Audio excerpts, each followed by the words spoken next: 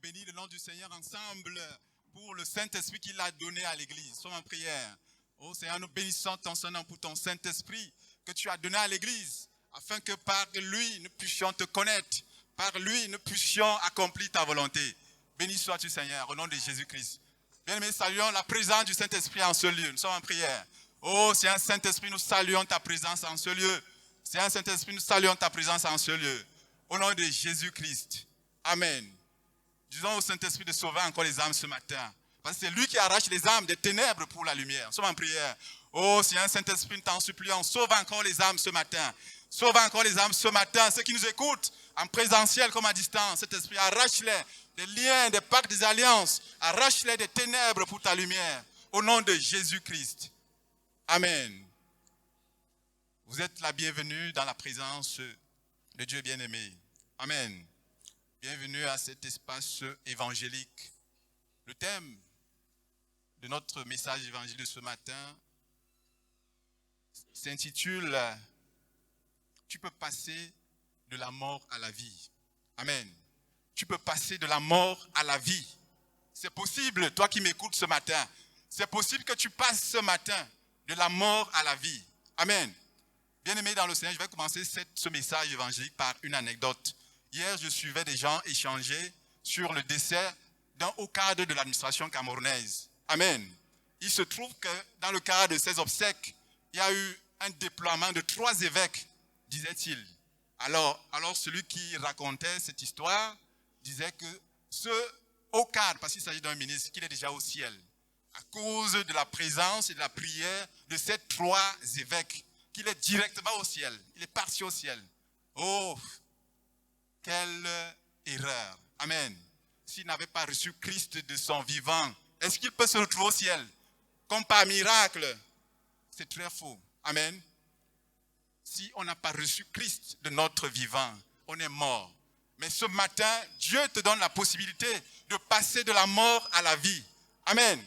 Il y a une vérité immuable. C'est que toute personne qui n'a pas Christ dans sa vie est morte. Amen. La Bible dit, celui qui a le Fils a la vie. Celui qui n'a pas le Fils de Dieu n'a pas la vie. 1 Jean 5, 12. Amen. La question principale, bien-aimés dans le Seigneur, vous qui nous écoutez ce matin, est celle de savoir, es-tu mort ou vivant? Est-ce que tu es mort ou vivant? Si tu es mort, veux-tu obtenir la vie en Christ ce matin? Parce que c'est possible. Amen. Oh mon frère, ma soeur, peu importe ton statut social, peu importe la couleur de ta peau, peu importe ton niveau intellectuel. Amen. Si tu n'as pas Christ dans ta vie, la Bible te dit que tu es mort. Amen. La Bible te dit que tu es mort. Si tu n'as pas reçu sincèrement Jésus-Christ dans ta vie pour Dieu, tu es mort. Amen. Tu peux être riche et respecté. Sans Christ, tu es mort. Tu peux même être pauvre et misérable. Ce n'est pas une raison pour toi d'aller au ciel, d'avoir l'assurance de la vie éternelle. Amen. sans le Christ dans ta vie, tu es mort. Amen. Peut-être que tu es de ceux qui pensent qu'ils ne sont pas si mauvais que ça. Amen. Ils ne sont pas si mauvais que ça. Et qu'ils peuvent espérer avoir la vie éternelle. Mais sans le Christ dans ta vie, sache que tu es mort. Ne te méprends pas à ce sujet. Amen. La Bible dit, autrefois vous étiez morts à cause de vos fautes et de vos péchés. Éphésiens 2, 1. Ah oui, nous qui sommes sauvés aujourd'hui, bien-aimés dans le Seigneur, nous étions tous morts. Amen. À cause de nos fautes, à cause de nos péchés. Mais par la grâce de Dieu, nous avons reçu la vie en Jésus-Christ. De même, toi qui n'as pas le Christ aujourd'hui, tu es mort à cause de tes péchés. Tu es mort à cause de tes offenses. Mais tu peux recevoir le Christ aujourd'hui et obtenir la vie gratuitement. Amen. Qu'est-ce que cela implique d'être séparé de Dieu? Amen. Écoute-moi très bien. Toi qui es présent dans cette salle, toi qui nous écoutes à partir de chez toi, qu'est-ce que cela implique que d'être séparé de Dieu? Première implication, cela signifie que bien qu'étant sur cette terre, tu as déjà une place garantie, réservée en enfer par ta mort spirituelle. Oh, quelle macabre réservation. Pendant que les gens travaillent pour avoir des places de choix au ciel, mais toi tu as déjà la tienne, garantie en enfer. Ça c'est la première implication. Pour toi qui n'as pas Christ et qui est mort. Deuxième implication, cela signifie que tu vas passer une éternité dans une souffrance atroce, sans issue possible. Voilà la deuxième implication. Pour toi qui es mort à cause de tes péchés, qui n'a pas encore reçu Christ. Mon frère, ma soeur, je veux te dire que tout n'est pas encore perdu pour toi. Amen. Tout n'est pas encore perdu pour toi ce matin. Toi qui es mort à cause de tes péchés. La bonne nouvelle pour toi, c'est que tu peux aujourd'hui même, passer de la mort à la vie, si tu le veux bien. C'est possible. Amen. Tu peux passer de la mort à la vie. Ah oui. Tu peux amener Dieu à rayer ton nom de son livre de vie, du livre de mort, pour l'inscrire dans le livre de la vie. Oui, tu peux amener Dieu à le faire, si tu te confies en Christ. Amen. Tout dépend de ta volonté souveraine, parce que Dieu a déjà tout fait. Oui, mon frère, ma soeur, c'est encore possible maintenant que tu m'entends parler, de te lever et de dire non au péché. De te lever et de dire non à cette mort irrévocable qui te guette. C'est encore possible. Avant que Dieu ne retire son souffle, que tu obtiennes le salut en Jésus-Christ. Tout dépend de toi, on ne le dira jamais assez. Tout dépend de toi. Amen. La Bible dit dans Éphésiens 2, versets 4 à 5, « Mais Dieu est riche en miséricorde à cause du grand amour dont il nous a aimés. » Amen. Nous qui étions morts par nos offenses, nous a rendus à la vie avec Christ. C'est par la grâce que vous êtes sauvés. Amen. Vous pouvez lire ça dans Éphésiens chapitre 2, versets 4 à 5. Amen. Bien-aimé dans le Seigneur, Christ est mort pour que tu puisses recevoir la vie sans plus rien payer. Amen. Sans payer le moindre coût supplémentaire. Il suffit pour toi de croire en lui et de te donner entièrement à Christ. Amen. Un des derniers versets que nous allons lire, nous sommes dans Jean chapitre 11, les versets 25 à 26. Il est écrit, Jésus lui dit, « Je suis la résurrection et la vie. Celui qui croit en moi vivra, quand bien même il serait mort. Et quiconque vit et croit en moi ne mourra jamais. » Amen. Quelle merveilleuse promesse. Si tu vis et que tu crois en Christ, Dieu te dit ce matin que tu ne mourras jamais. La mort ne sera plus ton partage. Quelle merveilleuse promesse. Amen. Que de recevoir la vie, recevoir le Christ et être définitivement à l'abri de la mort. Amen. Quelle merveilleuse promesse. Est-ce que tu veux saisir cette promesse maintenant? Est-ce que tu veux passer de la mort à la vie? C'est possible. Amen. Oh mon frère, ma soeur, j'en appelle maintenant à ta conscience. J'en appelle à ta conscience. Toi qui m'écoutes dans cette salle et qui n'a pas encore le Christ. Toi qui nous écoutes à partir de chez toi, qui n'a pas encore le Christ. J'en appelle à ta conscience pour t'encourager, à t'engager ce matin avec le Christ, demain risquera d'être trop tard pour toi. Amen. Si tu es prêt, il suffit simplement par la foi de répéter cette prière après moi. Nous disons ensemble, Seigneur Jésus, je reconnais qu'avec ma nature d'Adam, avec mon cœur souillé et impur, je suis mort et séparé de toi. Mais je veux recevoir cette vie qui ne se trouve qu'en toi. Je te prie, Seigneur, de me pardonner et de me purifier. Je te reçois dans mon cœur comme mon Seigneur et mon Sauveur personnel. Merci de m'accorder ton salut et de me donner ton Saint-Esprit. Amen. Gloire à Dieu. Et pour nous qui sommes déjà sauvés, amen, nous qui avons déjà reçu cette grâce de passer de la mort à la vie, nous allons prier ensemble. Amen. Nous allons bénir le nom du Seigneur pour cette précieuse vie qu'il nous a donnée en Christ et invoquer le feu de Dieu sur tout ce qui peut compromettre la vie de Dieu en nous. Priez également que le feu de Dieu nettoie nos cœurs de toute souillure, de toute impureté, de toute séquelle du vieil homme. Demandez enfin que le Saint-Esprit fasse grandir la vie de Dieu. Nous sommes en prière. Oh Seigneur, nous prions, nous bénissons ton nom, Seigneur, pour cette précieuse vie que tu nous as donnée en Christ, au nom de Jésus-Christ. Seigneur, nous invoquons le feu de Dieu, le feu de Dieu, le feu de Dieu, sur tout ce qui peut compromettre la vie de Dieu en nous, au nom de Jésus-Christ. Seigneur, nous prions, oh, que le feu de Dieu nettoie nos cœurs, nettoie les cœurs de tous ceux qui sont dans cette salle, oh, de toute souillure, de toute impureté, de toute séquelle du vieil homme, au nom de Jésus-Christ. Oh, Seigneur Saint-Esprit, nous t'en supplions. Fais grandir la vie de Dieu en chacun de nous. Fais grandir la vie de Dieu en chacun de nous. Fais grandir la vie de Christ en nous, au nom puissant de Jésus-Christ. Amen.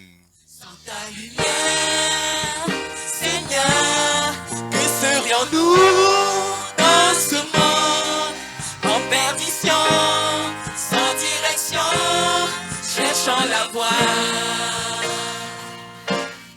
Sans ta lumière, Seigneur, où irions-nous dans ce monde? Que décider, qui écouter, que ferions-nous? Comme un feu dans la nuit, j'ai pris sur tes enfants, tu me guides vers le port, au cœur de ton âme, comme un feu dans la nuit. J'ai pris sur tes enfants, tu me guides vers le port, au cœur de ton amour. Sans ta lumière, Seigneur, que ferions-nous dans ce monde perdu au large, dans le brouillard, au gré des vents? Sans ta lumière, Seigneur, où irions-nous dans ce monde? La mer est immense, sans ta présence, que ferions-nous? Comme un feu dans la nuit, tu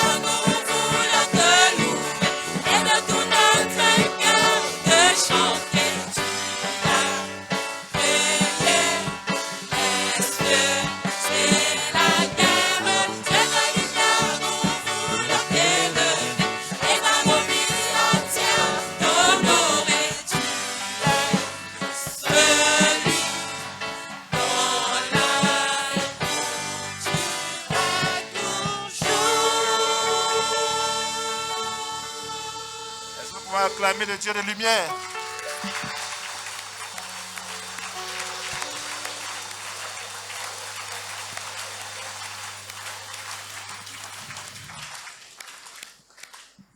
Alléluia. Seigneur, nous te bénissons. Parce que tu es notre Dieu. Seigneur, merci parce que tu nous as donné l'intelligence pour te connaître, toi le Dieu véritable.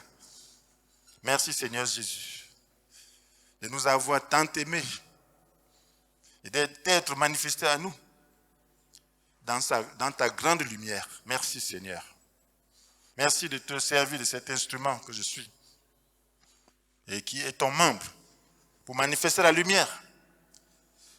Que ceux qui en ont, qu'elles puissent recevoir une lumière plus intense. Que ceux qui n'en ont pas puissent recevoir ta lumière. Seigneur, merci de glorifier le Père. Sois élevé, Seigneur. Esprit de Dieu, manifeste-toi. C'est toi, de cet instrument que tu as choisi. Répare les cœurs, ouvre les cœurs, afin qu'ils reçoivent ta parole, ta direction. Donne ta sagesse pour comprendre ta parole. Cette parole qui est esprit et vie. Au nom puissant de Jésus. Amen. Frères et sœurs, nous allons partager toujours sur la foi active, 4e partie. Et le Seigneur voudrait qu'on comprenne quelque chose de spirituel, de très spirituel. Vous savez, la parole de Dieu est donnée à l'esprit. Ce n'est pas donné simplement à l'intelligence humaine. Vous avez besoin de comprendre la parole de Dieu, esprit et vie. Cette parole, esprit et vie, qui permet de percevoir les réalités spirituelles. Donc nous devons comprendre que Dieu nous a donné des capacités qui peuvent nous aider à percevoir des réalités physiques, des réalités naturelles. Donc pour que nous puissions percevoir les réalités de Dieu, ces capacités doivent connaître la lumière de Dieu. Ces capacités doivent comprendre la nécessité d'être imprégnées dans la lumière de Dieu. Alors c'est ça qui nous trompe souvent. La foi repose sur la parole de Dieu. Cette parole qui est esprit et vie. Pourquoi on parle de parole esprit et vie? Parce que c'est quelque chose de surnaturel. C'est quelque chose de la nature de Dieu. Et Dieu est vivant. Donc cette parole, esprit et vie, donc, nous donne la vie, et elle n'est perçue seulement au niveau spirituel. Mais Dieu nous a dotés de capacités naturelles. Il nous a aussi dotés à la création de capacités spirituelles. Mais l'homme a perdu cette capacité. Et il faut donc qu'il apprenne encore à utiliser cette capacité. Alors, à quoi nous sert la foi? La foi sert à quoi? La foi nous sert à percevoir les choses de Dieu et à manifester sa grâce. Sans la foi, on ne peut pas saisir les réalités de Dieu. Elle nous sert à entrer dans les réalités de Dieu et à manifester ces réalités dans ce monde, dans nos vies. Parce qu'on parle de foi, la foi c'est quoi? C'est une façon de posséder ce qu'on espère. Une manière d'être sûr des réalités qu'on ne voit pas. Donc on ne voit pas. Est-ce qu'un homme naturel peut juste faire ce qu'il ne voit pas, ce qu'il ne comprend pas? Si on dit mange, tu n'as rien à manger, tu dis il n'y a rien à manger. Là, c'est la perception naturelle. Mais la foi va au-delà de ce qui est physique, de ce qui est visible, pour percevoir les réalités de Dieu. Et c'est cette foi donc qui permet d'être agréable à Dieu. Donc, nos capacités, notre intelligence, notre sagesse, nos pensées naturelles ne peuvent pas percevoir les réalités de Dieu. Parce que la Bible nous dit, nul ne peut connaître ce qui est en Dieu si ce n'est l'Esprit de Dieu. C'est ce que la Bible nous dit dans 1 Corinthiens chapitre 2, verset 11. Nul ne peut connaître ce qui est en Dieu si ce n'est l'Esprit de Dieu. Donc tu ne peux pas connaître avec tes pensées ce qui est en Dieu. Avec ta sagesse ce qui est en Dieu. La sagesse de ce monde n'a pas pu comprendre Dieu, n'a pas pu connaître Dieu. Parce qu'elle s'est fiée à elle-même. Donc pour que la sagesse de ce monde connaisse Dieu, il faut qu'elle soit imprégnée de la lumière de Dieu. Il faut qu'elle soit imprégnée de l'Esprit de Dieu. Pour qu'elle puisse avoir la vie de Dieu. C'est là qu'elle peut percevoir les choses de Dieu. Donc nos capacités doivent être imprégnées de la vie de Dieu pour pouvoir saisir les réalités spirituelles. Alors, notre message repose sur le psaume 36, verset 10, qui dit « Car chez toi est la source de la vie. C'est dans ta lumière que nous voyons la lumière. » C'est des messages spirituels et donnés à des gens spirituels. Chez toi est la source de la vie, parlant de Dieu. Chez Dieu, c'est la source de la vie. Il n'y a pas de vie ailleurs. C'est dans ta lumière que nous voyons la lumière. Ça veut dire que nous avons une certaine lumière. Nous devons voir la lumière. Mais c'est dans la lumière de Dieu que nous voyons la vraie lumière. Nos capacités à percevoir les choses, c'est une certaine lumière. Notre sagesse, c'est une certaine lumière. Notre intelligence, c'est une certaine lumière. Mais cette lumière n'est pas celle de Dieu. Parce que si nous reposons notre foi sur nos perceptions, alors ce sera la présomption. Ça n'agira pas, ça n'aboutira pas. Ça ne sera pas efficace. Notre foi qui repose sur la vue n'est pas efficace. Qui repose sur nos calculs n'est pas efficace. Notre foi doit reposer sur la lumière de Dieu. C'est la lumière de Dieu qui permet de voir les réalités de Dieu. Parce que la Bible nous dit que la foi naît du message qu'on entend. Romains chapitre 10, verset 17. Et ce message, c'est celui qui s'appuie sur une parole de Christ. Et la parole de Christ, nous savons, elle est esprit et vie. Ce n'est pas des règles. C'est la parole esprit et vie. Ça veut dire qu'elle est spirituelle. Elle doit atteindre la partie spirituelle de ton être. Elle est vie. Ça veut dire qu'elle est vivante. Elle doit te donner la vie de Dieu. Voilà pourquoi Jésus parle de la nourriture spirituelle. Lorsque tu reçois la parole de Dieu, alors tu as mangé spirituellement. Lorsque la parole esprit et vie que tu as comprise, alors toi-même tu sens que tu as mangé quelque chose qui te soutient spirituellement. Tu te sens à l'aise, comme quelqu'un qui avait faim et qui a mangé un bon plat. C'est ça, parce qu'il y a quelque chose de spirituel là-dedans. Mais nos âmes cherchent seulement des désirs, cherchent seulement des plaisirs. Mais nos esprits ont besoin de vie. Nous avons besoin de la lumière. Donc, quand chez toi est la source de la vie, c'est dans ta lumière que nous voyons la lumière. Nous allons comprendre comment donc être dans la lumière de Dieu. Parce que c'est dans sa lumière qu'on voit la lumière. Comment être dans sa lumière? Dieu est en train de dire la même chose depuis le début. Mais il explique simplement plus en profondeur. Si nous revenons à Éphésiens 2 qu'on vient de lire dans le cadre de l'évangélique, verset 1 à 3, qu'est-ce qu'il dit? Qu'est-ce que la Bible nous dit? Autrefois, vous étiez morts à cause de nous, vous étiez morts à cause de vos offenses, de vos fautes, de vos péchés. Autrefois, vous étiez morts à cause de vos fautes et de vos péchés. Autrefois. Qu'est-ce que cela veut dire? Vous étiez morts à cause de vos fautes et de vos péchés. La mort là, c'est quoi? C'est la mort spirituelle. Alors lorsque Dieu dit qu'on est mort, cela veut dire qu'on n'a pas de capacité, de sensibilité spirituelle. Dieu n'a pas créé un homme mort. Dieu a créé Adam vivant. Il a insufflé en lui son esprit. Il est devenu un être vivant. Mais donc, il avait la capacité de communier avec Dieu. Mais nous naissons tous morts. Nous naissons dans la mort. Pourquoi? Parce que nous naissons séparés de Dieu. Nous avons perdu la capacité que Dieu avait donnée à Adam. Notre esprit, à la naissance, n'est plus en relation avec Dieu. Donc l'homme, il faut que l'homme sache que malgré son intelligence, malgré sa sagesse, malgré qu'il soit naturellement vivant, qu'il sache qu'il est mort. Et c'est ça qui fait la difficulté. Alors parce qu'il est mort, il ne peut rien voir. Il ne peut rien percevoir.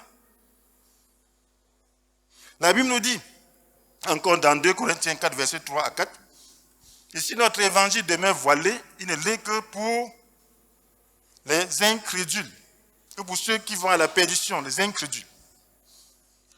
Le Dieu de ce monde a voilé leur esprit, comme très bien. Ce n'est pas pour rien que la Bible a utilisé le terme voiler leur esprit.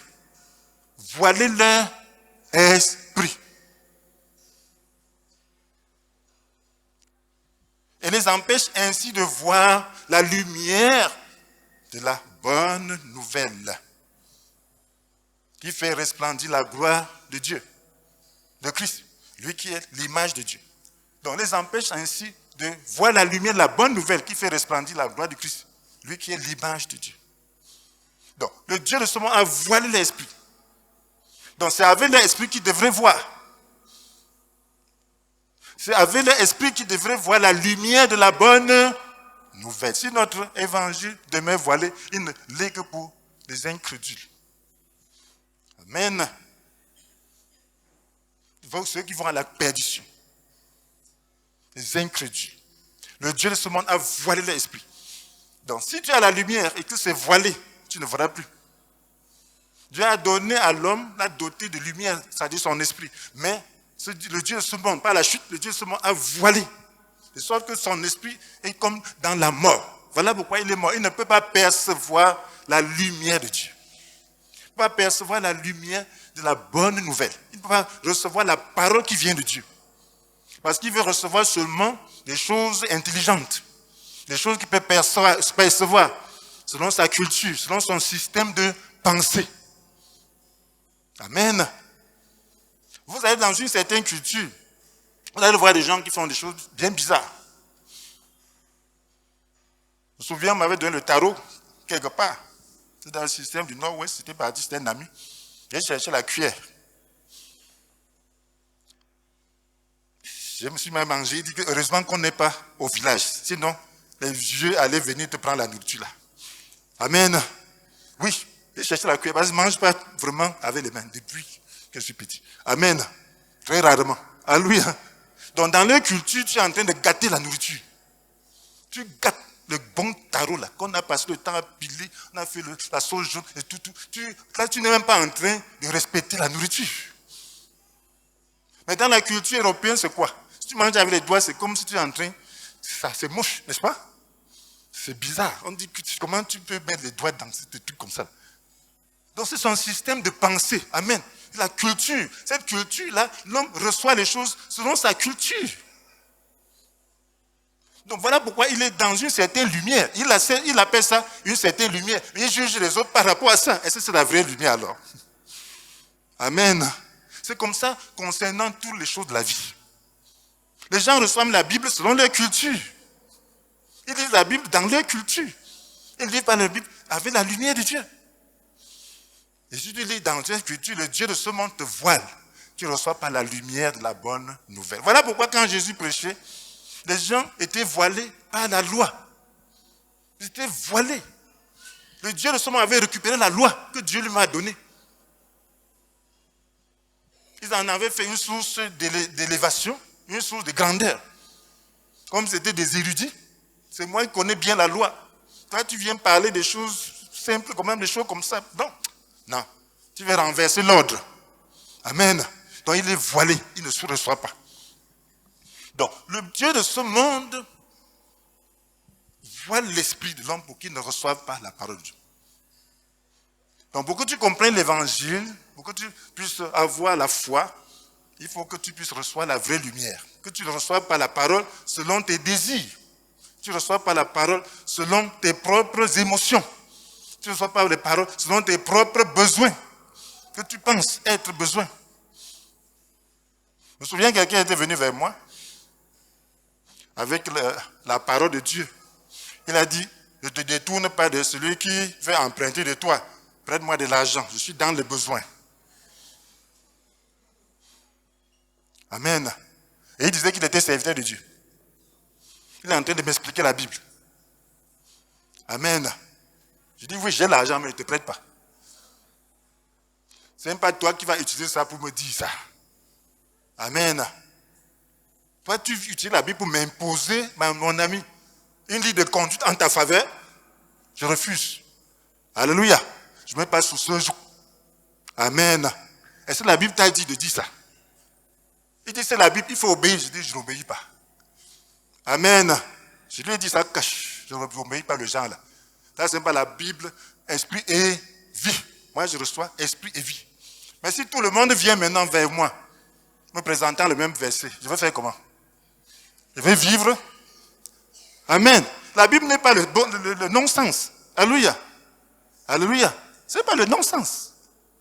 Voilà pourquoi il dit de marcher par l'esprit. La parole est esprit et vie. S'il était en communion avec Dieu, Dieu pouvait me montrer ce passage et je médite cela, il me donne la vie par rapport à ça. Et lorsqu'il arrive vers moi, il ne me parle même pas d'un besoin. Dieu m'a déjà parlé concernant son besoin. Amen. Il m'a déjà disposé. C'est là où cette parole peut avoir un sens. Amen. Gloire à Dieu. Alléluia. Ce n'est pas lui qui doit, par ruse, ça c'est même beaucoup, ça c'est même l'esprit. Par ruse, pour pouvoir imposer. C'est comme le diable qui dit à Jésus, il est écrit te concernant, il est écrit à ton sujet. Donc, les anges vont te porter sur les mains de peur que ton pied ne heurte contre une pierre. Saute maintenant. Amen. Saute de ce temple. Ah. Jésus dit, il a aussi écrit. Amen. Alléluia. Donc, c'est ça, mon frère. Donc, c'est comprendre ce que le diable fait. Donc, la Bible nous dit concernant notre esprit, nous avons besoin de savoir ce que c'est que notre esprit. Dans Proverbe chapitre 20, verset 27. Que l'esprit de l'homme est une lampe que l'Éternel a donnée et qui sonde les profondeurs de l'être. L'esprit de l'homme est une lampe que l'Éternel a donnée et qui sonde les profondeurs de l'être. Ton esprit est la lampe de Dieu. Lorsque tu ne reçois pas la parole au niveau de ton esprit, tu ne l'as pas reçue. Ça ne peut pas porter du fruit. Tu n'auras pas la lumière. Tu ne verras pas. Tu auras peut-être tes émotions, mais ça ne portera pas du fruit. Lorsque vous marchez par la foi, pour que cela agisse, sa parole parle à votre esprit. La lumière, votre esprit saisit la parole de Dieu. C'est une lampe que l'Éternel a donnée. Parce que Dieu est spirituel, il a créé l'homme avec une nature spirituelle qui est ton esprit, qui est notre esprit. Et c'est là qu'il s'adresse. Et c'est là qu'il réside. C'est là que l'esprit se trouve. C'est là que la lumière de Dieu se trouve. C'est là où Jésus se trouve. C'est là que la communion avec Dieu se trouve. Amen. Ce n'est pas dans les émotions. Ce n'est pas dans les sentiments. Ce n'est pas dans les pensées. Mais c'est dans ton esprit. Et la parole de Dieu qui est esprit et vie doit toucher ton esprit. Dès tant que ça n'a pas touché ton esprit, ça ne peut pas produire la révélation. Tu n'auras pas la lumière. Et c'est pour ça que beaucoup ont des problèmes avec la foi. Ta foi est une puissance qui vient de Dieu. La foi, ça vient de Dieu. Ce n'est pas quelque chose que tu fabriques. La foi résulte de quoi? De la parole. Esprit et vie. Amen. Lorsqu'elle touche ton esprit, ça produit la lumière. Ce que tu ne voyais pas devient réalité. Amen. Amen. Et là, ton cœur est paisible. Ton cœur a confiance. Donc c'est une perception spirituelle. C'est une perception intuitive.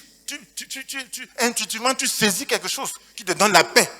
Pendant que tu avances, tu as la paix. Amen. C'est ça la foi. C'est ça la foi.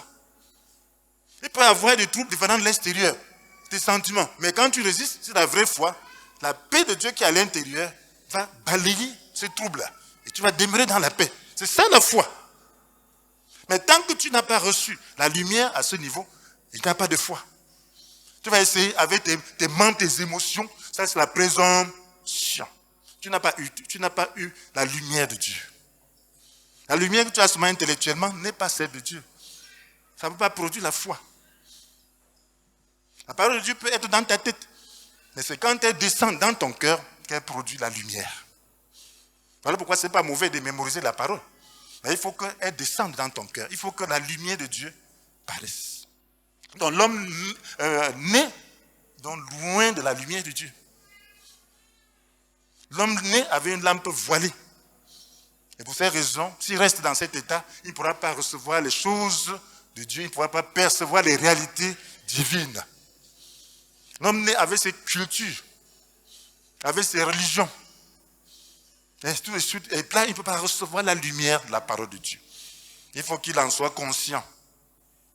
Donc, l'homme, la lumière qu'Adam avait, c'est obscurci. Et la Bible nous dit, dans Matthieu chapitre 6, verset 23, si dans la lumière qui est en toi est obscurcie, dans quelle ténèbres profondes te trouveras-tu? Si la lumière qui est en toi est obscurcie, dans quelle ténèbres profondes te trouveras-tu? Est-ce que nous ne voyons pas ça avec l'homme? Adam avait la lumière. Maintenant, les hommes naissent sans lumière. Et quelle ténèbres profondes? Ils ont plusieurs dieux. Le vrai Dieu, ils ne connaissent plus. Amen. Ils ont plusieurs seigneurs, plusieurs dieux, c'est ce que la Bible nous dit. Dans 1 Corinthiens chapitre 8, verset 5, n'est-ce pas? Plusieurs dieux. Vous voyez des gens qui fabriquent des morceaux de bois que le Créateur a fait. Eux-mêmes fabriquent, avec leurs pensées, la créativité que Dieu leur a donnée. Ils font peut-être les oiseaux, ils font peut-être la forme humaine, ils font peut-être des monstres. Ils se prosternent pour adorer, disant que c'est Dieu. Ce n'est pas la folie. Ça ne veut pas dire que la lumière là s'est tellement obscurcie. Amen. Certains vont faire ça, peut-être ils ont beaucoup d'argent, ils font ça peut-être en argent ou je ne sais pas, en fonte, à quelque chose de plus glorieux. Et ils se prosternent. Si tu touches à ça, tu vas te tuer. Mais ce n'est pas les dieux qui se défendent. Qui se défendent. C'est eux qui défendent leur Dieu. Amen. Pourquoi tu vas me tuer parce que j'ai touché à ton Dieu? Laisse ton Dieu parler. Laisse ton Dieu agir. Amen.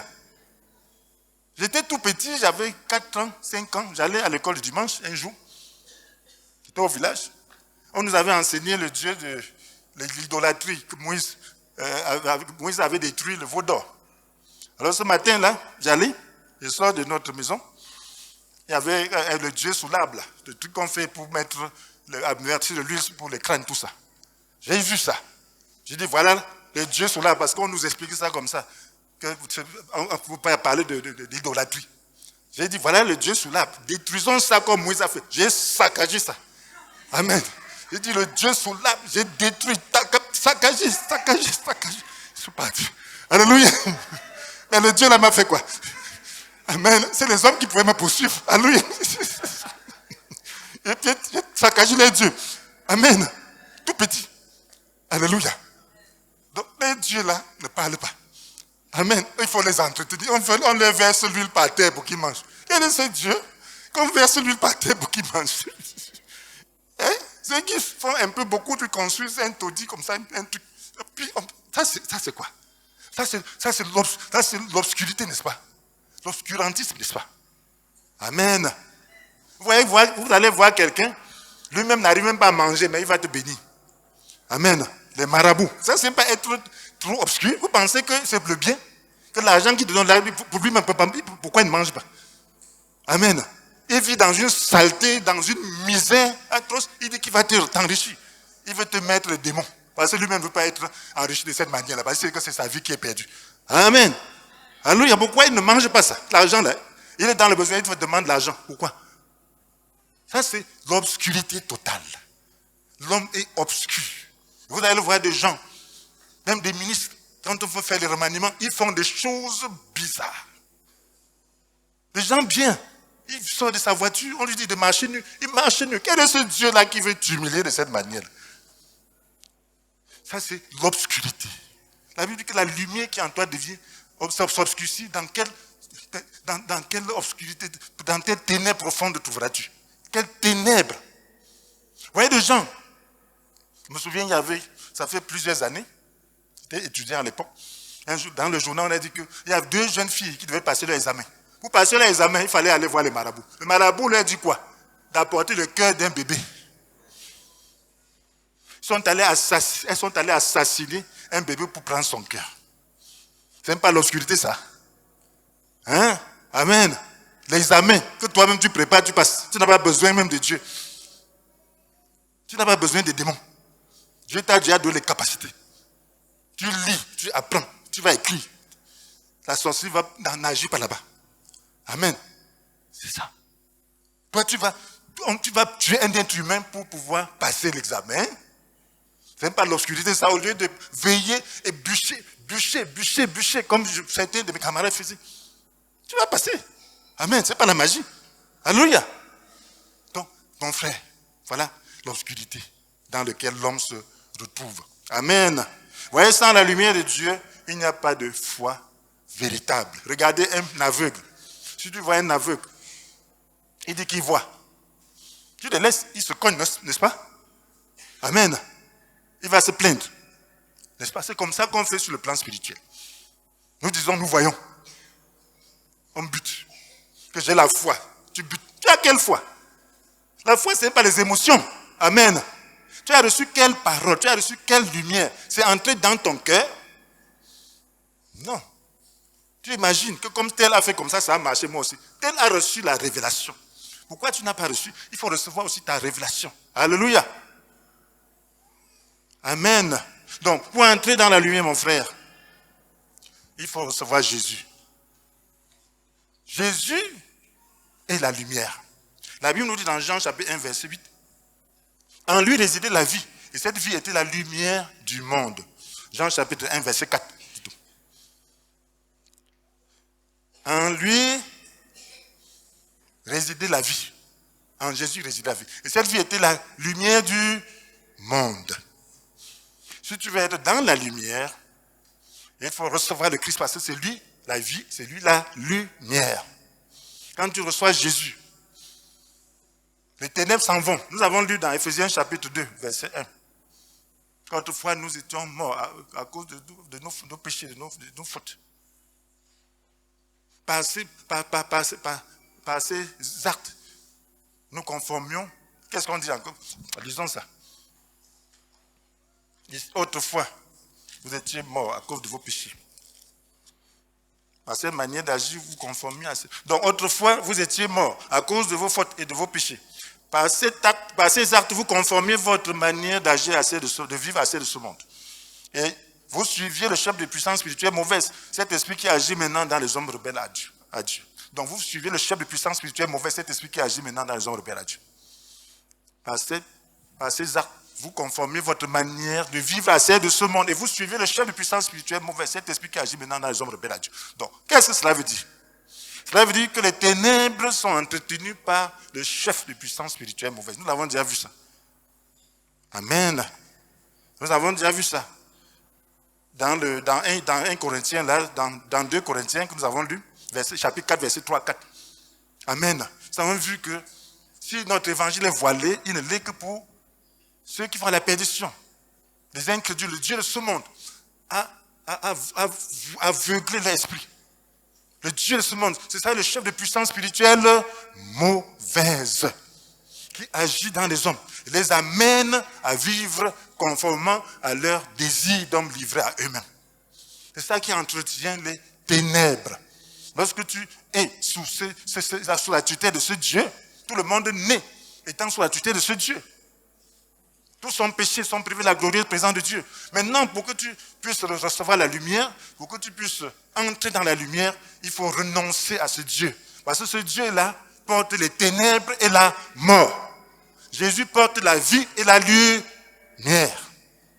C'est très important de comprendre. Lorsque tu nais ici-bas, tu nais sous l'influence d'un Dieu qui porte les ténèbres et la mort. Vous étiez mort. Maintenant, pour que tu entres dans la lumière, il faut renoncer à ce Dieu. Et que tu reçoives Jésus comme ton sauveur et ton Seigneur. Parce qu'en lui était la vie. Et cette vie était la lumière du monde. Donc, ça dépend de l'influence. Si tu te dégages de ce Dieu, tu acceptes la lumière, tu seras maintenant dans la lumière. Tu acceptes Jésus, tu es dans la vie et tu es dans la lumière. Comme nous avons vu chez lui se trouve la source de la vie. Amen. C'est dans ta lumière que nous voyons la lumière. Maintenant, quand tu reçois Jésus, tu es dans sa lumière, tu peux commencer à voir la lumière. Et comment voyons-nous la lumière? Amen.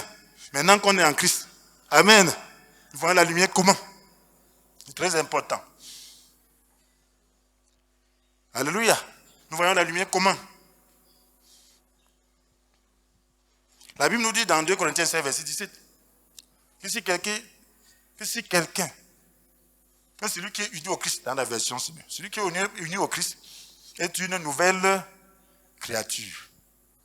Ce qui est ancien a disparu, voici ce qui est nouveau est déjà là.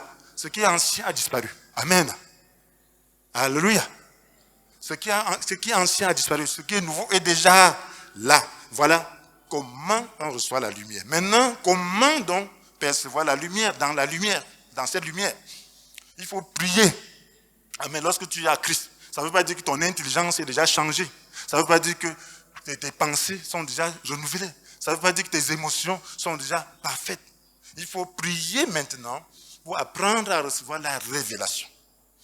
Parce que la révélation demande que l'esprit, que la parole de Dieu dépasse le cap de ta pensée, le cap de tes émotions pour toucher ton esprit. Et c'est ça qui fait souvent écran. Ta culture, ta manière de voir, ta manière de faire, il faut que cela puisse être changé. Il faut prier donc. Prier veut dire que tu veux te disposer. La Bible nous dit, dans Ephésiens 1, verset 17 à 18, c'est Paul qui dit, alors, qu'il prie pour les Éphésiens, pour qu'ils reçoivent un esprit qu'ils puissent recevoir révélation et sagesse pour connaître Dieu. Que Dieu leur donne sagesse et révélation pour le connaître. Ça, c'était des chrétiens. Et toi qui es chrétien, tu dois aussi prier pour recevoir sagesse et révélation pour connaître Dieu de plus en plus. Mais si tu es orgueilleux, que je connais Dieu, ça va, ça. Ah, c'est la parole de Dieu. Ce n'est pas la loi. Si c'était question de loi, j'allais dire que ça, je connais déjà suffisamment. Amen. La parole de Dieu, qui est esprit et vie, tu ne peux pas dire que tu connais suffisamment. Non, parce que quand le feu s'éteint, tu ne reconnais plus que si tu savais même une chose. Je vous assure, si la lumière qui est en toi s'obscurcit, dans quelle ténèbres profondes te trouveras-tu? La lumière là, donc la lumière doit être entretenue, n'est-ce pas? La parole doit être entretenue, n'est-ce pas? Pour qu'elle soit efficace. Quand la parole, esprit et vie, n'est-ce pas comment l'esprit s'échappe facilement, n'est-ce pas? La vie s'en va facilement, n'est-ce pas? C'est comme ça la parole. Donc, il faut toujours avoir la révélation. Il faut toujours percevoir. Parce que nous vivons dans un monde qui développe plutôt les sens, qui cherche à nous voiler. Satan cherche toujours à voiler la lumière qui est en nous. Donc, nous devons tout faire pour que cette lumière soit toujours éclairante. Et pour cela, nous devons prier. Nous devons rechercher la révélation. Nous devons rechercher la parole esprit et vie. Donc il faut prier. Alors nous devons changer notre système de pensée. Il faut que ça change. Nous devons renoncer à notre système de pensée. Renonce à ta culture. Les gens qui m'ont côtoyé savent que je n'ai pas de culture. Sauf celle du ciel. Amen. Je n'ai pas de culture en dehors de culture du ciel. Si tu veux m'aborder disant que je suis ta culture, tu seras surpris. Je n'en ai pas. Amen. J'ai la culture biblique. Amen. J'ai la culture céleste. Amen. Donc c'est très important. Parce que la culture spirituelle, la culture céleste te permet d'avoir la lumière. Donc il faut te débarrasser de votre ancienne manière de vivre, de votre ancienne manière de penser. C'est ce que l'apôtre Paul dit. Dans Romains chapitre 12, il dit quoi? Je vous invite donc, frères, à cause de cette immense bonté de Dieu, à lui offrir votre corps comme un sacrifice vivant, saint, qui plaise à Dieu. Amen. Cela ne votre pas un culte spirituel. Il dit, ne vous laissez pas modeler par le monde actuel, mais laissez-vous transformer par le renouvellement de votre pensée. Soyez transformés par le renouvellement de votre pensée. Il faut renouveler sa pensée. Ne te laisse pas modeler par le monde actuel. Le monde actuel, c'est quoi? C'est ta culture. C'est la mode. C'est le système de pensée des gens. Donc ça ne veut pas dire que ce que tu as fait ne peut pas être en accord avec ça. Non, ça peut être en accord, mais pas un système qui te contrôle. Amen. Ça doit être c'est la volonté de Dieu qui peut s'accorder momentanément avec certaines choses. Mais ce n'est pas ces choses-là qui doivent contrôler, s'ériger au-dessus de la volonté de Dieu. Donc il faut maintenant avoir la culture céleste, la culture de l'esprit. Donc il faut maintenant être modélé par la pensée de Dieu. Il faut avoir les pensées de Christ. Il faut être transformé au niveau de ses pensées. Amen. Donc, il dit maintenant, soyez transformés par le renouvellement de votre pensée pour pouvoir discerner la volonté de Dieu. Ce qui est bon, ce qui lui plaît, ce qui est parfait. Donc, il faut maintenant discerner la volonté de Dieu. Tu peux pas discerner la volonté de Dieu dans cette culture-là. Si c'est elle qui prime. Donc, il faut que ce soit la volonté de Dieu qui prime. Que ce soit le système de pensée de Dieu qui prime. Et là, tu pourras discerner la volonté de Dieu. Et si tu discernes la volonté de Dieu, c'est ça la foi. Agir selon la volonté de Dieu, c'est agir dans la foi. Maintenant, Dieu a créé son système, qu'on appelle sa volonté. Toi, tu veux sortir de là et attendre qu'il se soutienne. Est-ce que c'est normal? Tu as la foi. Mais quand tu es dans sa volonté, tu as la foi qui va te soutenir. Quand tu marches selon sa volonté, tu as la foi qui va te soutenir. Voilà pourquoi marcher par l'esprit, c'est marcher, c'est discerner la volonté de Dieu et agir par la foi. Amen. Alléluia. Tu le présentes à ta parole que c'est toi qui as dit ça. Et c'est correct. Amen. Maintenant, je le fais parce que tu l'as dit. Et j'ai la paix dans mon cœur. Je le fais parce que je sais que c'est ton temps. Amen. Donc tu agis par la foi selon sa pensée. C'est là qu'il te soutient. C'est là que tout le système te soutient. Le monde de Dieu spirituel, c'est aussi un système comme le système de l'État. Une fois que tu as un papier délivré par l'autorité, par exemple par un décret, partout où tu vas, dans cet État-là, on va agir conformément à ce qui est écrit dans le décret, n'est-ce pas? C'est la même chose. Quand tu es dans la volonté de Dieu, toute la puissance de Dieu, tout le système spirituel que Dieu a mis en place respecte ce qui vient de Dieu. Amen. Amen. Oui, si Dieu t'envoie quelque part, les anges vont respecter.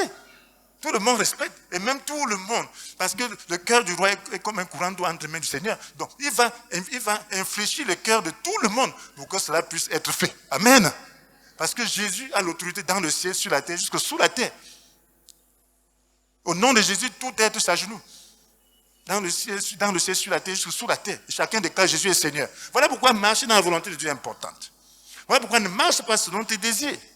Tu marches selon tes désirs, le Saint-Esprit, tu vas buter avec le Saint-Esprit, tu butes déjà avec le Saint-Esprit. Tu butes avec tout le système de Dieu. Amen. Amen. Donc il faut être en harmonie avec le Saint-Esprit. En harmonie avec Dieu. Quand tu es en harmonie avec le Saint-Esprit, même les anges te soutiennent. Tout le monde te soutient. Voilà pourquoi c'est important d'être transformé. Ne marche pas selon tes pensées. Donc c'est le Saint-Esprit donc, qui doit influencer tes pensées. Donc le Saint-Esprit en toi, quand tu as la lumière, c'est là maintenant que la lumière qui est en toi, qui est celle de Dieu, te donne la lumière. C'est dans ta lumière que nous voyons la lumière. C'est dans cette lumière-là que ton intelligence reçoit la lumière. Amen. C'est dans cette lumière-là que ta pensée reçoit la lumière pour que tu puisses savoir comment agir dans ce monde physique visible. Parce que ton esprit ne te donne pas toute la lumière. Il faut que ton esprit, la lumière de ton esprit, éclaire tes pensées, éclaire ton intelligence, te donne la sagesse pour que tu agisses selon la lumière de Dieu. Voilà pourquoi c'est dans ta lumière que nous voyons la lumière. Vous comprenez maintenant? Amen. Amen. Je vous ai dit, c'est des choses spirituelles. Et sans la spiritualité, on ne peut aller nulle part, on ne peut pas aller loin. La spiritualité te permet d'être à l'aise. Quelqu'un qui a la connaissance, un professeur enseigne en une matière, il est à l'aise, n'est-ce pas? Il enseigne, il est à l'aise. Amen. Mais un élève, un étudiant qui est en train d'essayer, il ne sera pas à l'aise. Amen. Parce qu'il y a trop de choses qui lui échappent. Donc c'est la même chose concernant les choses spirituelles. Les choses spirituelles se marchent seulement dans la loi de l'esprit. Quand tu es dans la loi de l'esprit, tu ne luttes pas. Et si la lutte, tu vas gagner. C'est l'esprit qui lutte. Ce n'est pas toi. Amen. Et en ce temps-là, tu gagnes ton combat. Mais si maintenant c'est Dieu lui-même qui est contre toi, tu es contre son système, tu es alors où? Le diable est là pour t'attendre. Et toi, et Dieu est là, il n'est pas avec toi. Tu vas donc faire comment? Amen. Et c'est le diable qui utilise le système de Dieu pour nous faire buter. Pour qu'on n'ait pas la vraie lumière. Quand tu penses que tu es trompé, quand tu n'as pas la vraie lumière, quand tu vas, ça ne va pas. Regarde ton cœur, rentre prier. Peut-être que ce n'est pas le temps. Amen. Et continue. Alléluia. Si tu as toujours la paix, continue. Ça veut dire que c'est la volonté de Dieu. Mais tu peux faire un repli tactique. Donc, lorsque nous permettons donc au Saint-Esprit de renouveler notre pensée, par sa parole, esprit et vie, nous pouvons donc percevoir la volonté de Dieu. La Bible nous dit donc, dans le psaume 119, verset 105, « Ta parole est comme une lampe qui guide tous mes pas. » Psaume 119, verset 105. « Ta parole est comme une lampe qui guide tous mes pas. Elle est une lumière éclairant mon chemin. » La parole, esprit et vie. Elle doit être notre lumière. Nous devons la recevoir dans notre esprit. Et à partir de cette lumière, elle est donc comme une lampe qui guide tous nos pas. Elle est comme la lumière éclairant notre chemin. Et si tu vois ton chemin, tu peux donc y marcher. Si tu vois ton chemin sur le plan spirituel, la foi devient facile. Toi, tu ne butes plus. Tu n'es plus comme un aveugle qui tâtonne. Donc quand tu vois ton chemin, tu peux y marcher. Donc quand tu as la lumière de Dieu, il te trace ton chemin, tu comprends ton chemin, tu peux saisir. Avant de saisir quelque chose dans le monde physique, il faut recevoir ça dans le monde spirituel. Dieu conçoit toujours. Même le salut, il a conçu des milliers d'années, bien avant la fondation du monde. Vous avez déjà destiné en Jésus-Christ à être saint et sans reproche devant lui. Longtemps avant de poser les fondations de ce monde. Amen. Donc, il conçoit d'abord. Donc, quand ce n'est pas conçu dans ton esprit, ça ne peut pas agir. Donc, quand Dieu donne sa parole, c'est conçu dans ton esprit, tu vas y arriver. C'est comme ça qu'on connaît la volonté de Dieu. Même s'il conçoit des richesses dans ton cœur, ça va arriver. Amen. S'il conçoit n'importe quoi dans ton cœur, ça va arriver. Sa parole devient vivante. Et lorsque tu vas, tout le système de Dieu spirituel va te soutenir. Même les ennemis vont toujours se plier. Alléluia. C'est dans ta lumière que nous avons la lumière. Chez toi se trouve la source de la vie. Et c'est dans ta lumière que nous avons la lumière. Est-ce qu'on peut applaudir le Seigneur pour sa lumière?